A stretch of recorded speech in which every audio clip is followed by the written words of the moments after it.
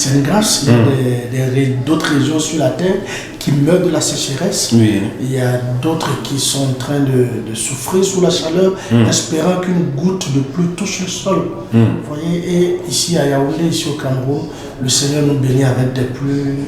On ne peut que lui dire merci. Oui, ici à Yaoundé, il pleut, mais sauf que quand il pleut fortement du côté d'Oudia, du côté d'Olembe et Nyom, il ne pleut pas, il gèle seulement.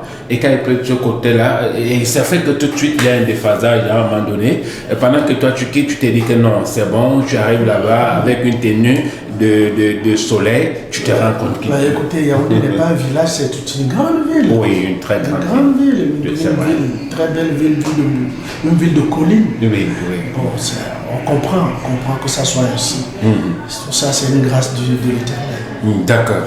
Voilà, bienvenue déjà avant de commencer cette émission. Le grand débat c'est demain, je peux l'annoncer déjà ici, parce que j'ai eu la confirmation de notre frère Moussa, il a confirmé sa présence effective demain pour ce grand débat qui certainement va déchaîner les passions. C'est les amoureux de la connaissance qui aimeraient avoir la véracité concernant que ce soit les Saintes Écritures, que ce soit l'islam, là ils pourront même se décider, bienvenue. Oui, c'est vrai, vous savez, je suis vraiment content que cette émission, que nous puissions la réaliser demain, parce qu'il y a beaucoup de musulmans qui méconnaissent le Seigneur Jésus-Christ. Beaucoup, quand ils voient le christianisme, pour eux, c'est un mouvement qui vient de Jésus-Christ, alors que c'est une erreur. Et ils jugent Jésus-Christ à travers les mouvements alors du christianisme qui aujourd'hui sont sur la terre, et il y aura eux-mêmes que leur livre ne peut même pas saboter Christ. Leur livre rend témoignage de notre Seigneur Jésus-Christ. Et demain, tous ceux qui aiment la vérité verront la lumière jaillir. Et je salue au passage le Tchèque Moussa, et qui sera là avec nous. Oui. À partir de 15h, 16h30, 90 minutes t'apprends pour que je dise la vérité. Pour un débat très riche. Le nom qui sauve, c'est ça. C'est ça. Le nom qui sauve. Voilà. Est-ce Jésus-Christ? Voilà qui est le nom qui sauve. Jésus-Christ est Seigneur et il éclairera la lanterne de tout un chacun de nous. D'accord.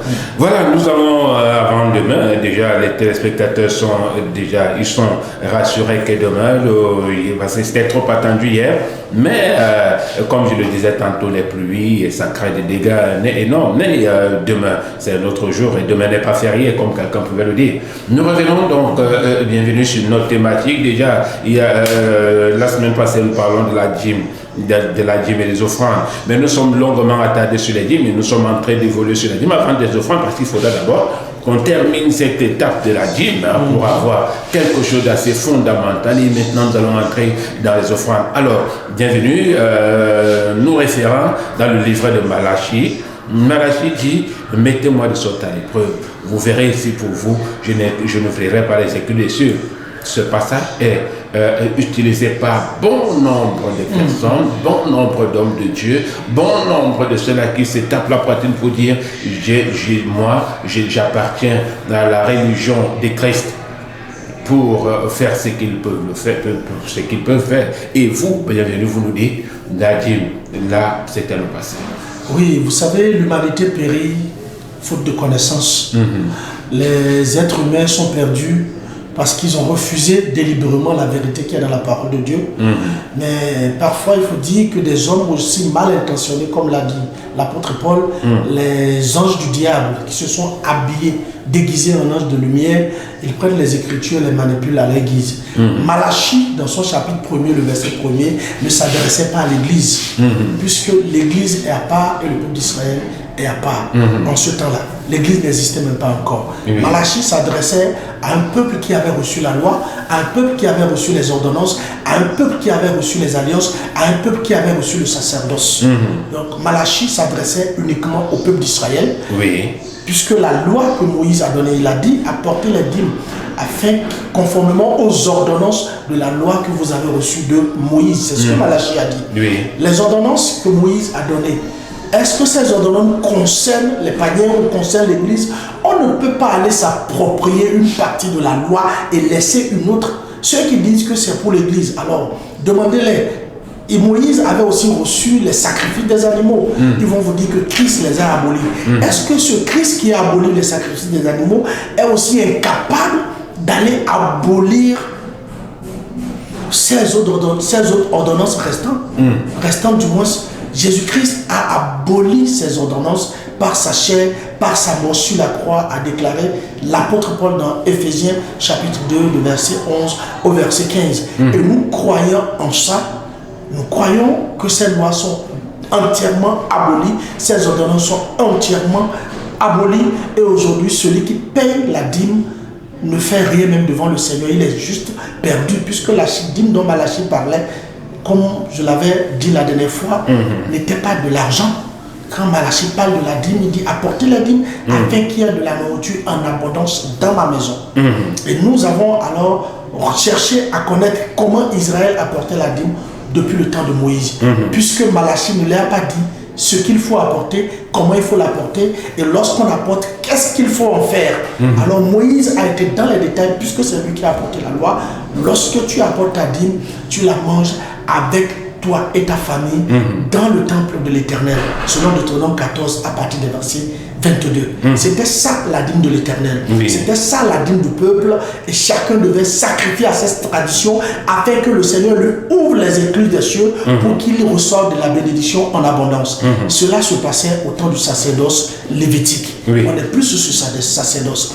Le Seigneur Jésus-Christ étant arrivé maintenant, va réconcilier tous les peuples de la terre à travers une autre loi qui est le sacerdoce spirituel, c'est-à-dire la grâce, la foi qui nous amène à recevoir le salut par la grâce. C'est ce que Christ a amené en croyant simplement au Seigneur Jésus-Christ, et nous avons désormais toutes les bénédictions que la loi n'avait même pas donné à ceux qui adoraient Dieu selon le sacerdoce lévitique sous la loi de Moïse. Oui. Bienvenue, j'ai cru entendre quelque part, quelqu'un disait, nous sommes Israël spirituel, c'est-à-dire tout ce qui se passait de l'autre côté. Aujourd'hui, nous sommes garants de pouvoir nous taper la poitrine, disant en réalité, c'est ce qui nous appartient, notamment sur la dîme dont vous faisiez mention tout à l'heure, appartenait au peuple d'Israël. Alors, comment dissocier cette histoire de la dîme compte tenu du fait que des personnes se réclament comme étant Israël spirituel? Merci SP. Et cette appellation d'Israël spirituel n'existe pas dans la parole de Dieu.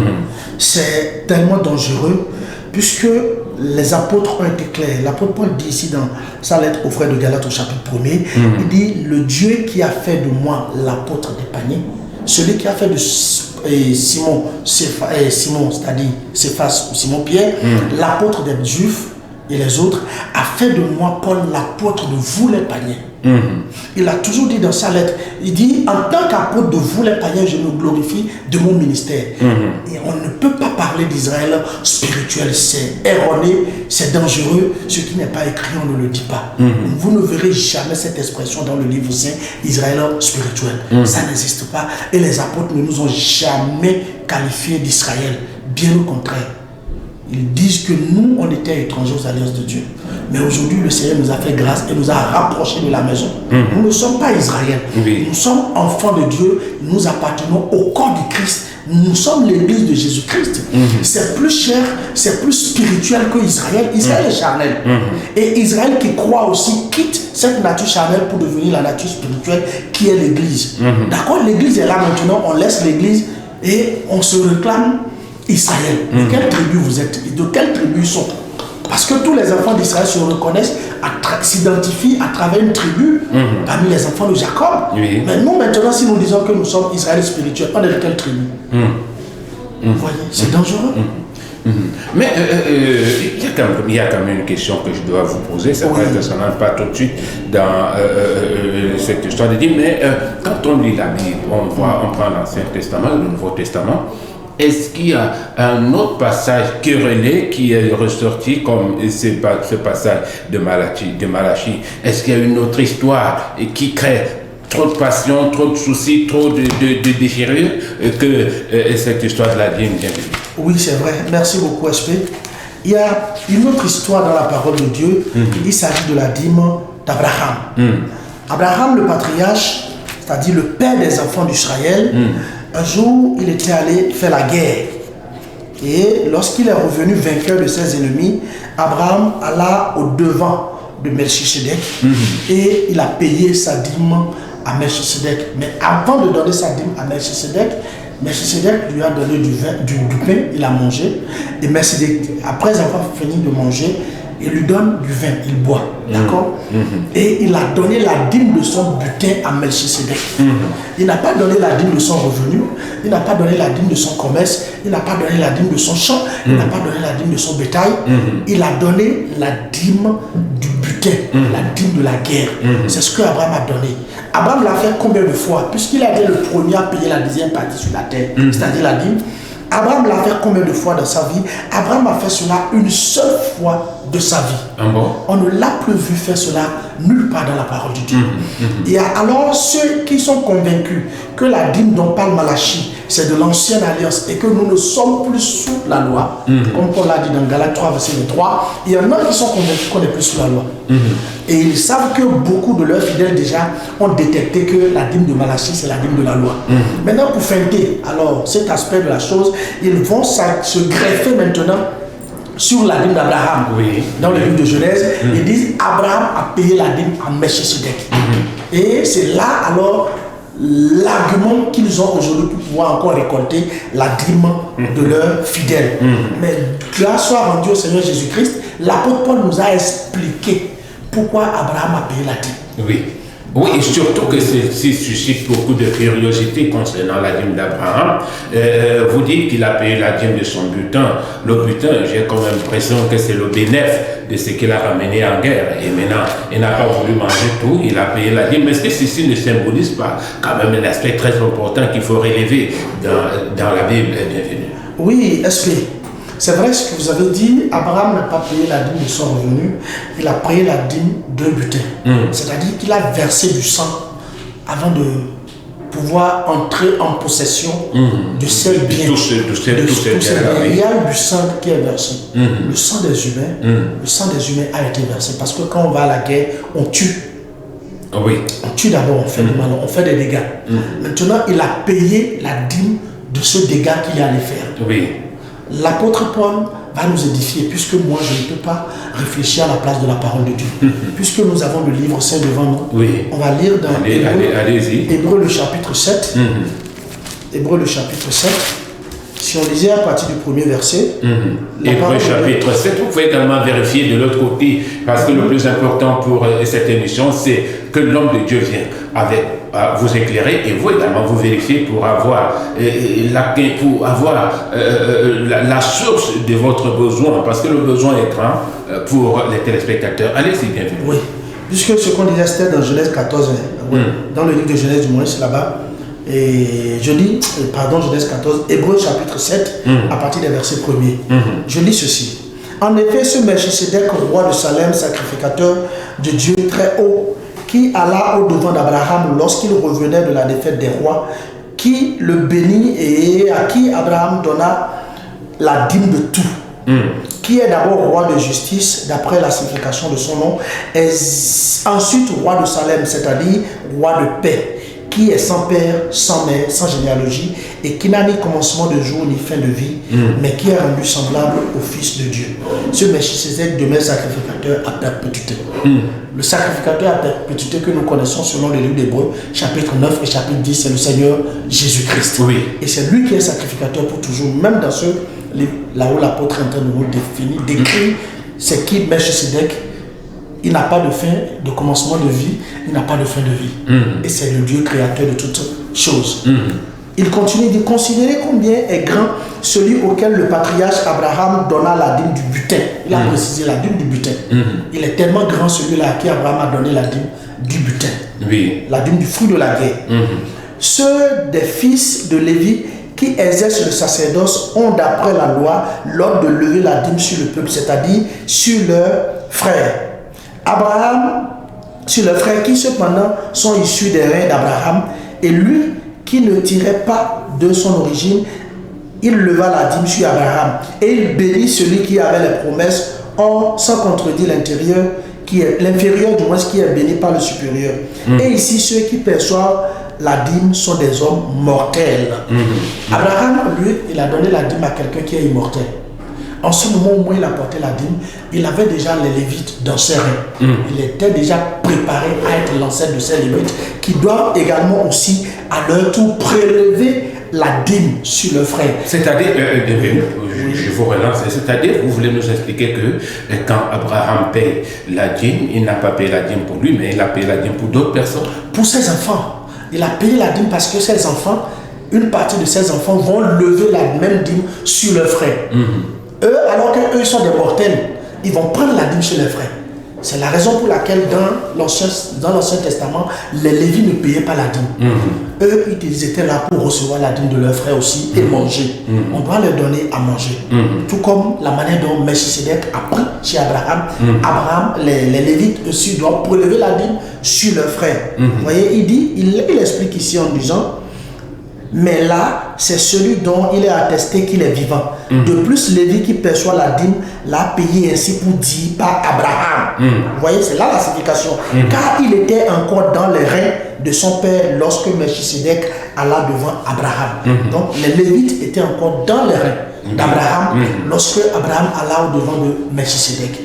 Pour alors dire qu'un jour viendra où eux, ils vont prélever aussi la dîme sur leurs frères. Il a annoncé ainsi le sacerdoce lévitique, la loi que Moïse devait donner au peuple. Oui, mais bienvenue. Quelque chose me paraît intéressant dans cette histoire. Abraham paye la dîme, il ne paye pas la dîme à l'homme, mais il paye la dîme au Tout-Puissant, au souverain sacrificateur, qui demeure à perpétuité. C'est-à-dire, est-ce que c'est un garant pour ses fils venant derrière pour dire non, de toute façon notre père a déjà tout fait, nous n'avons plus besoin de faire ceci? Au fait, c'est un garant.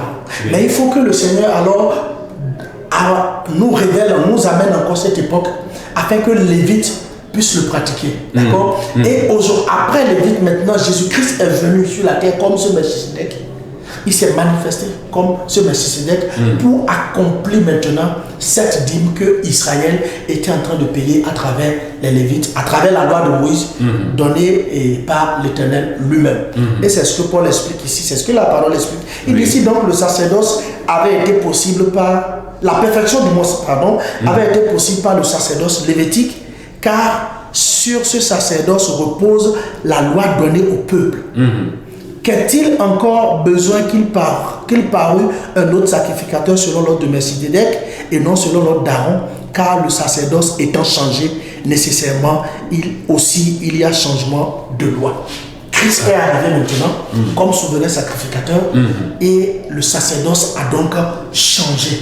Pourquoi ce sacerdoce a changé? Lorsque nous allons au verset 17 de notre texte, ça dit tu es sacrificateur pour toujours selon l'ordre de Melchisedec. On parle de Jésus-Christ. Il y a ainsi abolition d'une ordonnance antérieure, c'est-à-dire la loi, les dîmes.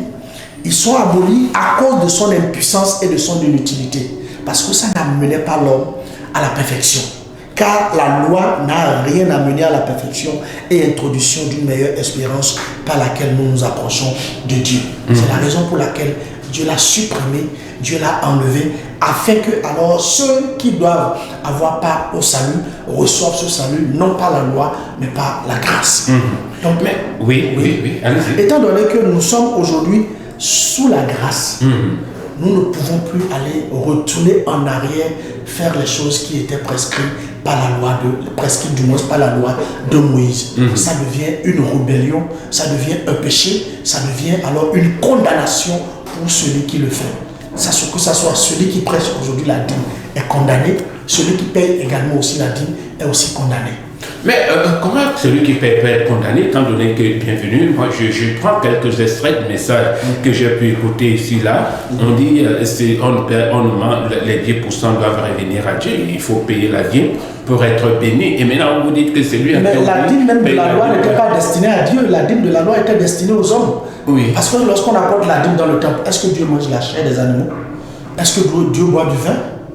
Est-ce que Dieu mange les denrées alimentaires? C'était pour les hommes. Aujourd'hui, maintenant, on dit que la dîme est pour Dieu. C'est écrit dans quel verset? Quand l'Église est née, lequel des apôtres nous a prêché la dîme? Aucun d'entre eux. Aujourd'hui même, tous ceux qui payent la dîme sont maudits selon Matthieu 23, à partir du verset 23. Puisque lorsque Jésus était venu sous la loi, Jésus est né sous la loi, et c'est sous la loi qu'il a été mis à mort. Oui. Il a dit ceci: malheur à vous, scribes et pharisiens hypocrites, puisque vous payez la dîme des feuilles, de l'aneth, du cumin et de la menthe, alors que Dieu n'avait jamais demandé la dîme des feuilles. Il a demandé la dîme des denrées alimentaires, la dîme du blé, la dîme du vin nouveau et la dîme de l'huile. C'est ce que l'Éternel a demandé. Oui. Eux, ils ont changé les choses parce qu'ils étaient radins. Ils apportaient la dîme des feuilles, des thés. Tu as fait quoi avec ça? Ouais. Donc c'est ça, Jésus a dit, vous êtes maudits. Ce que Dieu demande, c'est ça qu'on apporte. On n'apporte pas ce que l'on veut. Aujourd'hui, la dîme a été métamorphosée, a été relookée, a été réhabillée et est devenue de l'argent dans les enveloppes. C'est dangereux. L'argent dans la caisse, c'est très dangereux. Dieu n'en a pas besoin. Dieu n'en a pas besoin. Voilà, puisque vous insistez, hein, moi, quelqu'un m'a dit, il a dit, celui qui ne paye pas sa dîme est maudit. Est maudit parce que cette ordonnance vient de Dieu. La dîme ouvre les portes, la dîme fait ci, la dîme fait ça. Mais contre un enseignement qui est passé, et qui est même repassé, qui est encore repassé, on a même mis des termes.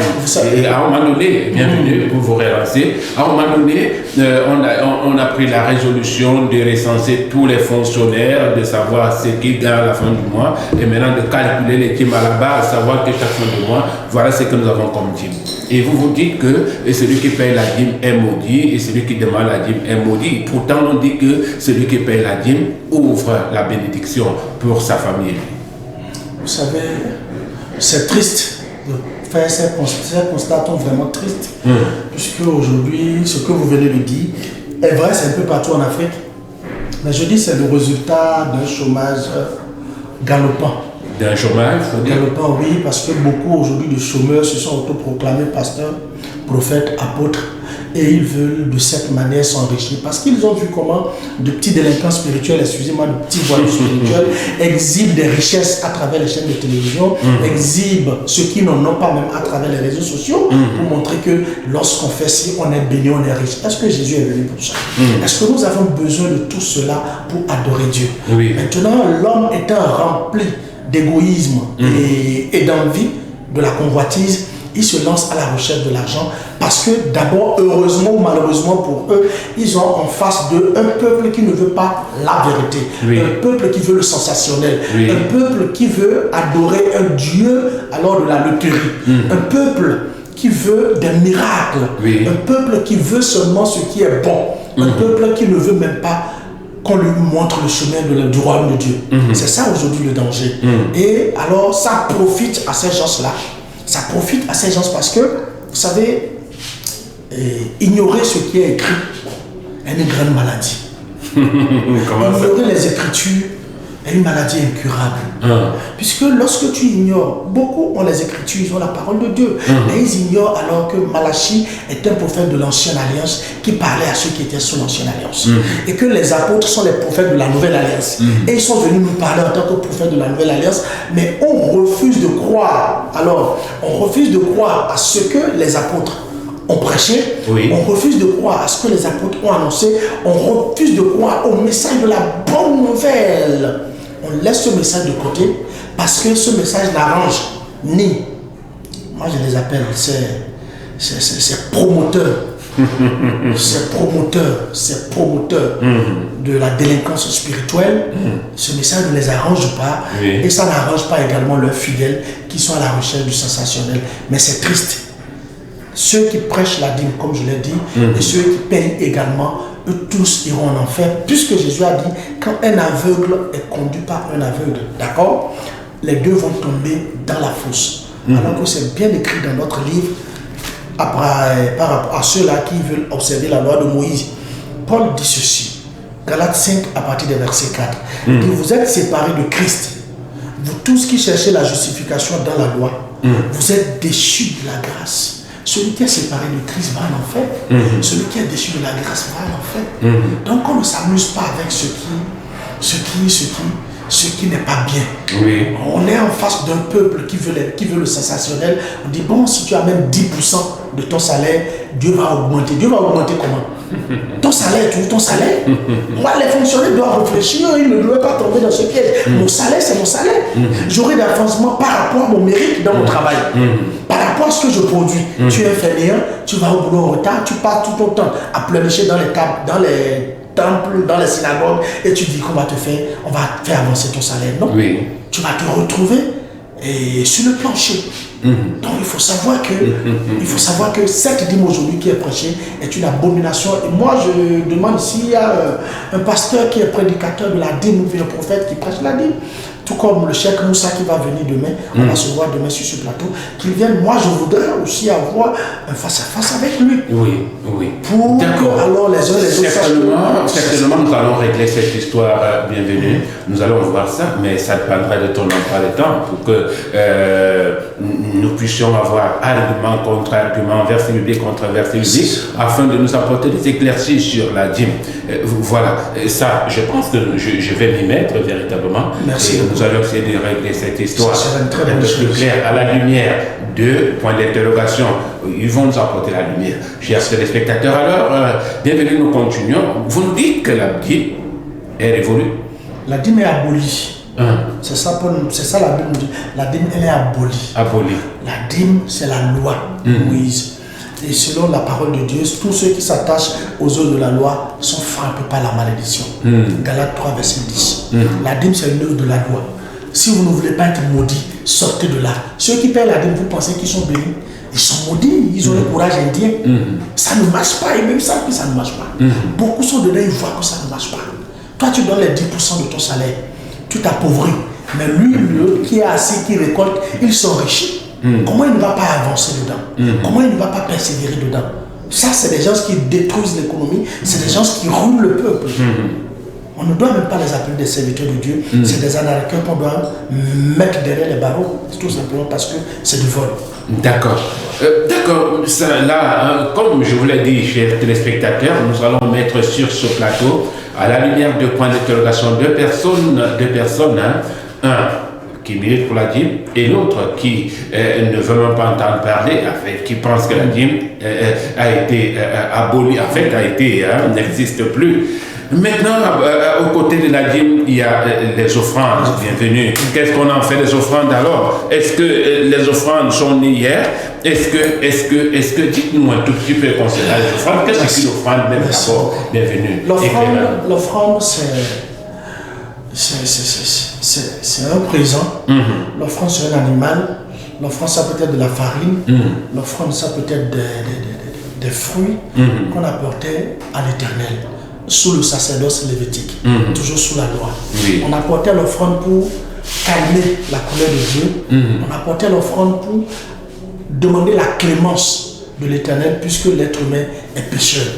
Et chaque année ou chaque période, le peuple d'Israël devait faire cela. Vous savez, et un jour, lorsque Jésus-Christ était sur la terre, beaucoup utilisent ce passage pour montrer à leurs fidèles que c'est vrai, on ne peut plus pratiquer l'offrande comme sous la loi de Moïse. Mais quand Jésus était là, une dame a fait une offrande. Et ils disent à leurs fidèles, mais quand Jésus était là, c'était déjà à l'église. D'autres vont jusqu'à dire que la femme a apporté l'offrande dans l'église, selon Luc 21. Ce n'était pas l'église, c'était toujours le temple de Salomon, le temple d'Israël, des enfants d'Israël. Et cette offrande n'était pas destinée à Jésus-Christ. Dans Luc 21, par le verset 1, on dit, lorsque Jésus observait les gens, ils apportaient leur offrande dans le temple. Qui étaient les maîtres du temple? C'était les pharisiens. Jésus n'avait pas d'autorité dans le temple, c'est les pharisiens qui réalisent sur tout ce qui se passait. Et les hommes apportaient leur offrande. Jésus a vu une vieille femme, pauvre veuve, qui a apporté 2 pièces. Parce qu'elle a donné tout ce qu'elle avait. Elle pouvait donner une pièce et retenir une autre. Elle avait un amour, un zèle, un dévouement pour la loi de Moïse. Et Jésus a admiré la manière, l'amour que cette femme avait pour ce sacerdoce, qui était pourtant passager. Il avait l'admiration pour ça. Et Jésus a admiré cette femme. Luc 21, verset 1 jusqu'au verset 4. Mais les gens ne lisent pas le verset 5 à leurs fidèles. Ils s'arrêtent là. S'ils lisaient le verset 5 et le verset 6, les écailles allaient tomber. Puisque le verset 5 dit ceci. Lorsque les hommes étaient là, les disciples de Jésus-Christ, et ce sont ceux qui étaient là, qui admiraient ces offrandes, la beauté de ces offrandes, la beauté des pierres qui faisaient l'ornement du temple avec les offrandes, Jésus leur dit ceci. De ces offrandes et de ces pierres que vous voyez, c'est vrai, ils sont tellement beaux, elles sont tellement belles, mais un jour vient et il ne restera point pierre sur pierre qui ne soit renversé. Le Seigneur annonce ainsi que les offrandes seront renversées parce que les offrandes étaient données pour demander le pardon des péchés. Mais malgré alors la répétition... Attends, qu'est-ce que vous dites? Oui, c'était pour demander le pardon des péchés. Ah bon? Malgré la répétition alors de ces offrandes, le péché était là. C'est là alors nous lisons ce que Dieu a fait pour apporter la rédemption. Sinon, autant de ces offrandes-là, toi et moi, si on était en vie en ce moment, on ne pourrait pas apporter notre offrande. Parce qu'on ne pouvait même pas entrer dans le temple, puisqu'on nous appelait des paniers, on nous appelait des impurs. C'est-à-dire, bien sûr, vous voulez nous expliquer que les offrandes, c'était pour une catégorie de personnes qui avaient le droit d'entrer. C'était les enfants d'Israël qui avaient le droit d'apporter ces offrandes. Ils avaient seulement, eux seuls avaient le droit d'adorer Dieu en ce moment-là. On était rejetés. C'est là que Christ va venir maintenant pour sauver l'humanité, rattacher alors l'humanité, les païens, au peuple d'Israël pour en faire un seul peuple. Et nous lisons ce que Paul dit par rapport à ces offrandes-là. Parce que lorsque nous avons la loi, ce qui se fait, nous venons maintenant vers les témoins de Jésus-Christ pour voir maintenant ce qui doit être fait quand l'Église est née. C'est comme ça qu'on comprend la parole de Dieu aisément. Mais lorsque vous restez dans ce qui est fait dans l'ombre, c'est-à-dire dans la loi, les gens vont vous tromper, les gens vont vous embrouiller. Alors, Hébreux le chapitre 10, je peux lire si vous voulez. En effet, la loi qui possède une homme des biens à venir et non les actes de représentation des choses ne peut jamais par les mêmes sacrifices qu'on offre perpétuellement chaque année amener les assistants à la perfection.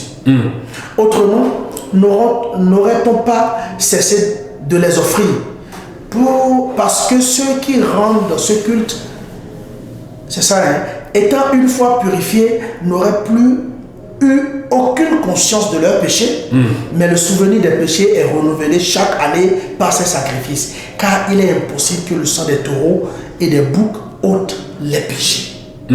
C'est pourquoi Christ entrant dans le monde dit: tu n'as voulu ni sacrifice ni offrande, mais tu m'as formé un corps.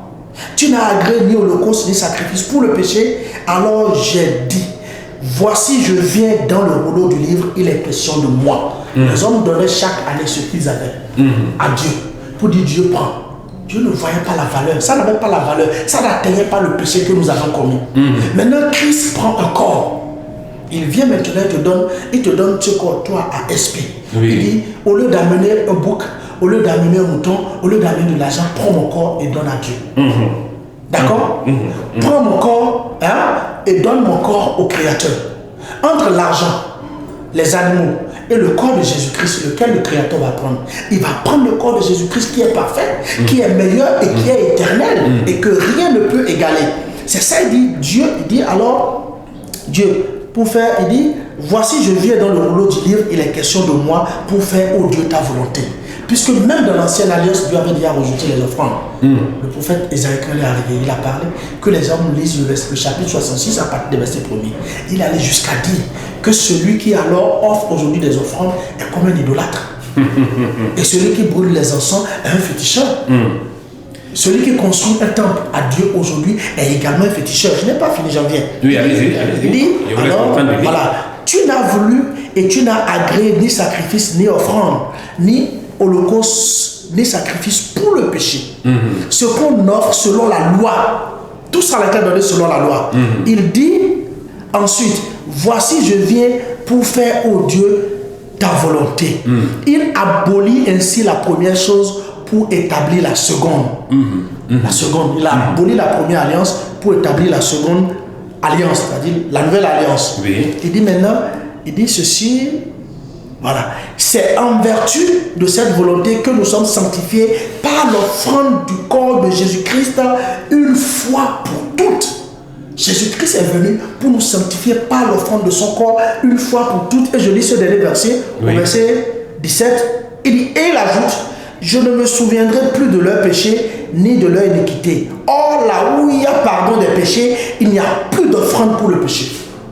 Là où il y a pardon des péchés, il n'y a plus d'offrande pour le péché. Dans la nouvelle alliance, il n'y a plus d'offrande que nous allons apporter. Mais il y a des gens un peu vicieux qui disent que les apôtres ont fait l'offrande. Et quand tu leur demandes c'est où, ils vont te lire Corinthiens 16. Moi, ça me fait mal tellement au cœur. Dans Corinthiens 16, Agabus le prophète, dans le livre des Actes, il avait prophétisé que la faim devait venir, la famine devait venir en Judée. Et réellement, sa prophétie s'est accomplie. La famine est arrivée exactement. Alors, les frères qui sont dans les autres contrées ne pouvaient pas laisser leurs frères en Christ dans la famine. Alors, Paul écrit aux frères de Corinthe, dans Corinthiens 16, dit, comme je l'ai ordonné aux frères qui sont de l'autre côté de la galaxie, vous-même, ce que vous avez résolu apporter aux frères, que chacun garde ce qu'il a, sa part, chez lui à la maison, le premier jour de la semaine. On va envoyer des gens pour faire la collecte de ces dons et les mettre ensemble afin de les envoyer à Jérusalem avec une lettre. Ça, c'est des collectes ou bien des dons volontaires. Et quand on dit quelque chose de volontaire, on ne force pas la main. Mais ça, c'est pour aider les pauvres, c'est pour aider les nécessités. Ce n'est pas une offrande, ce n'est pas pour Dieu, c'est pour aider les êtres humains qui étaient dans le besoin, ce qui est normal. Lorsque vous êtes des frères et des sœurs dans le Seigneur, quand quelqu'un a un problème, alors il faut faire des offres, des collectes, des dons volontaires pour assister ce dernier. C'est ce que la parole de Dieu nous demande. D'accord. Bienvenue, nous allons prendre juste une petite virgule. Nous allons prendre juste une petite virgule. On se retrouve derrière.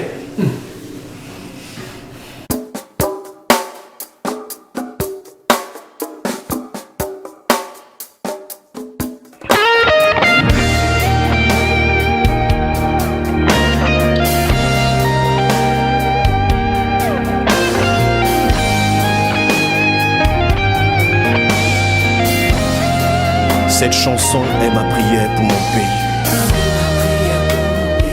ma vision pour ma patrie. C'est mon état d'âme et mon cri. Dieu, écoute-moi, je te prie. Que ta gloire vienne sur ce pays, quelle que soit la durée de la nuit. Le matin, la lumière luit, car les ténèbres ne régneront pas toujours le jour. Brille, lève-toi Cameroun, rayonne de tous tes feux. Envole-toi Cameroun, vole, divin potier mou. Nous sommes malades de tant de maux. Contre l'ennemi garde, Éternel Dieu, sauve la nation. Sauve-nous Seigneur, pour l'amour de notre chère patrie. Le travail et la paix aussi. Deviennent en nous esprit et vie. Oh, pour qu'avance notre pays. Que le peuple et ses dirigeants aient de nouveaux cœurs repentants. Oui, qu'ils soient responsables et conscients. Pour un renouveau. Prie. Réponds à ta destinée. Brille de toute ta splendeur. Merci, un retour sur ce plateau après cette belle musique, cette belle sonorité musicale. Ceci a permis à Bienvenue de souffler un tout petit peu. Nous parlons des offrandes Bienvenue. Non, je voudrais revenir sur 2 points. Le premier point, ce sont les offrandes. Nous avons vu Jésus lui-même étant assis et les personnes venant donner les offrandes. Jésus était lui-même assis, hein, et il voyait comment donner les offrandes. Il observait les offrandes. Ça, c'est l'un des deux. Vous dites que l'offrande, est-ce que l'offrande est forcée? Parce qu'on dit offrande, c'est-à-dire offrir à quelqu'un. Sous la loi, l'offrande était forcée. Sous la loi, l'offrande est forcée. Oui. La loi dit que l'offrande est forcée parce que le péché est la nature de l'homme. Il faut donner ces offrandes-là chaque année afin de pouvoir demander le pardon de tes péchés. Donc, afin de demander la clémence, d'implorer la clémence du Dieu créateur. Maintenant, sous la grâce, c'est ce que j'expliquais tout à l'heure, Jésus-Christ est arrivé maintenant. Il a dit, vous avez chaque année, alors, peuple d'Israël, fait des offrandes. Vous n'avez pas reçu le pardon des péchés. Les païens qui n'ont jamais fait d'offrande, ils n'ont jamais appris comment on le fait. Je viens m'offrir maintenant pour eux gratuitement. C'est Jésus qui s'offre à nous et non nous qui donnons notre vie à Jésus. Ça me rappelle un langage qui est dans la rue aujourd'hui, qui est dehors, comme on le dit au Cameroun. donne ta vie à Jésus. On dit, j'ai donné ma vie à Jésus. Tu ne peux pas comprendre les Écritures. D'abord, quand tu dis ça, tu es bloqué. Qu'est-ce que tu as, tu peux donner à Jésus. C'est Jésus qui s'est donné pour nous. Puisqu'il a dit lui-même, et je suis le bon berger, le bon berger donne sa vie pour ses brebis, selon Jean 10, verset 11 et verset 16. On n'a jamais vu quelque part dans la parole de Dieu où Jésus a dit, venez me donner votre vie. Mais quel est le langage qu'il faut envoyer? J'ai donné ma vie à Jésus. Est-ce qu'on dit quoi? J'ai accepté Jésus. J'ai même accepté Jésus. Je me suis engagé dans les voies de Dieu. Qu'est-ce qu'on dit vraiment? Qu'est-ce que Jésus m'a dit? Oui. Il faut dire ce que Jésus a dit. Marc 16 à partir du verset 15. Il dit, allez partout le monde. Prêchez la bonne nouvelle. Celui qui croira, qui sera baptisé, sera sauvé. J'ai cru. C'est le langage. J'ai cru en Jésus-Christ. Okay. Mais donner sa vie à Jésus, c'est abominable. C'est le contraire même de ce qui doit se faire. C'est se mettre à la place de Jésus-Christ, prendre Jésus pour un mort, et toi tu dis que tu es vivant et tu te donnes à Jésus. Oui, mais nous n'allons pas nous étaler là-dessus. C'est un autre sujet qu'on pourra développer. On pourra le développer, mais nous sommes au niveau des offrandes. Alors, bienvenue. Comme je le disais tantôt, Jésus regardait comment on donnait les offrandes.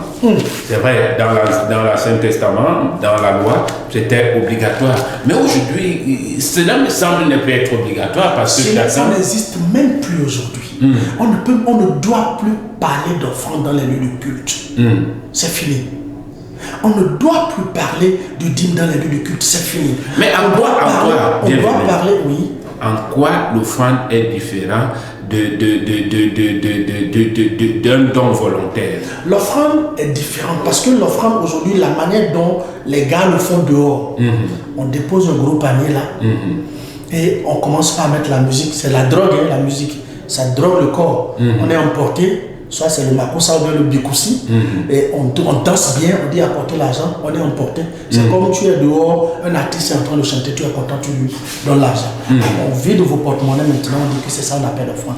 Non, ça c'est dangereux, c'est de l'arnaque. Oui. L'offrande, le don volontaire, alors, c'est quand il y a une situation, ce n'est pas tous les jours. D'abord, je précise que là où on adore Dieu, on ne doit pas mettre un panier là pour y mettre l'argent, c'est aberrant. Je précise et je dis ceci.